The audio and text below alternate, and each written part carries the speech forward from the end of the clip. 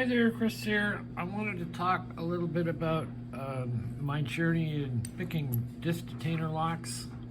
When I first started watching and these Sparrows guys became available, I was all hot to pick locks, and it just did not happen. So, what did I do? I watched all the good guys, and while they picked the locks and did, sometimes they did great explaining on what they're feeling and what's going on, and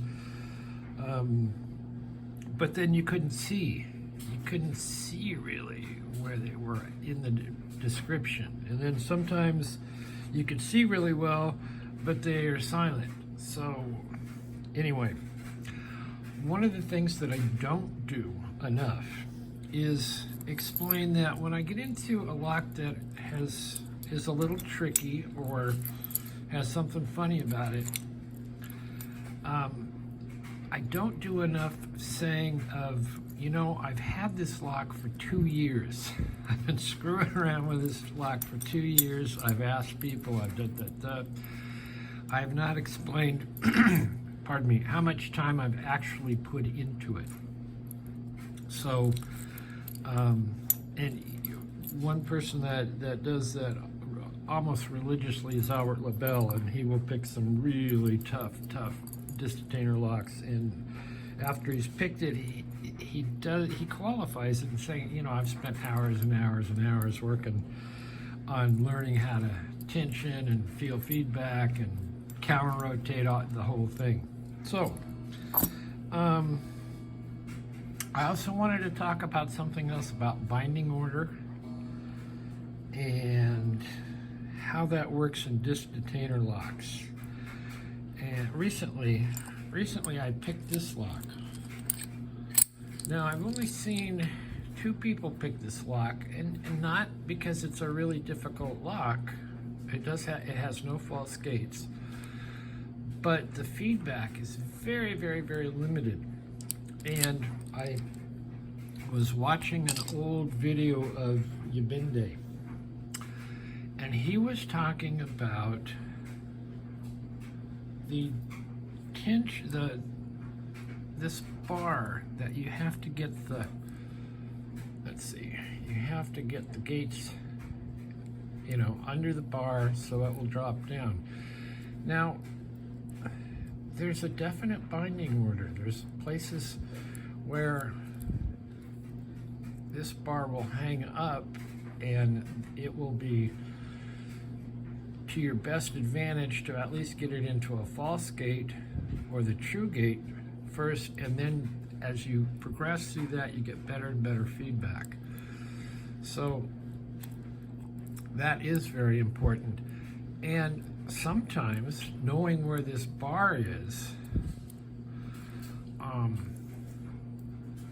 helps if you tension it to put a little English on your lock. Do I have a pick here? I don't have my pick here. Oh, here's one.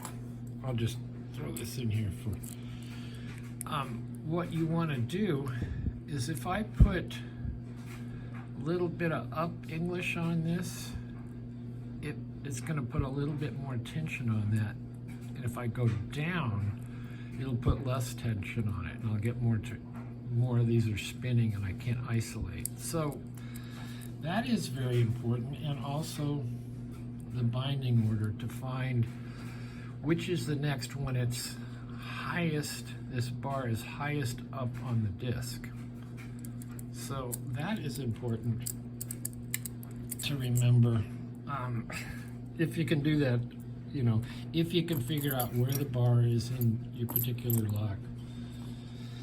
So, and this explains that finding and being able to get the tension on the right disc, to get it to bind, to get feedback, and get it to set is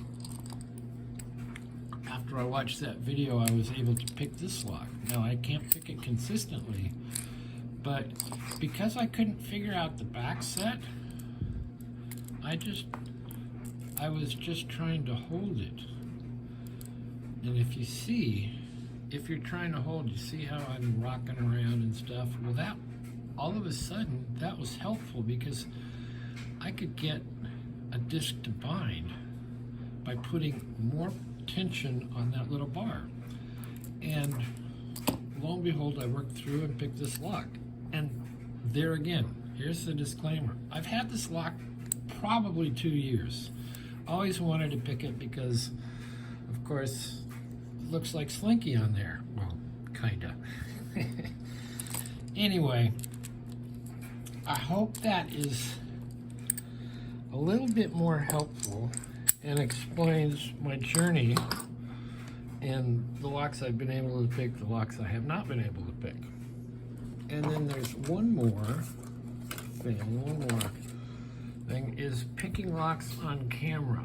Now I have this one, it's not disassemblable. And I have a bunch of these. I have about, I think 4 of them. I sent one to Albert LaBelle, no key. He worked on it, and literally learned how to pick Avis Plus locks through the one I sent him. And after watching one of his videos, I was able to pick this. And I've picked, like I say, I have about 4 of these. And I picked all 4 of them. I probably a total of like 6 times over the 4. But I've never been able to get it on camera. So, but I was able to pick it because I was putting a little bit of English on it. And this is another one I didn't know what I didn't even have the little offsets. So that was helpful in that sense that I inadvertently was putting the correct English on it to put tension on the bar to pick and get into the gates. So I hope that's further help on some of these. And like when I show this one, I like to show it really close up and say, okay, those are zeros, we're tensioning at the back. And when I set this one,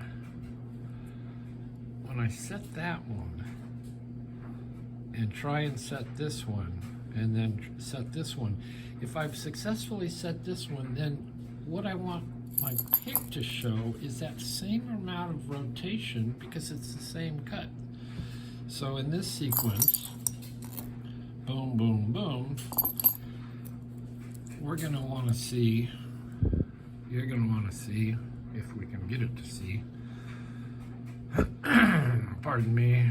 All right, so this is that first shallow cut. So you go click and you get boom, boom, boom.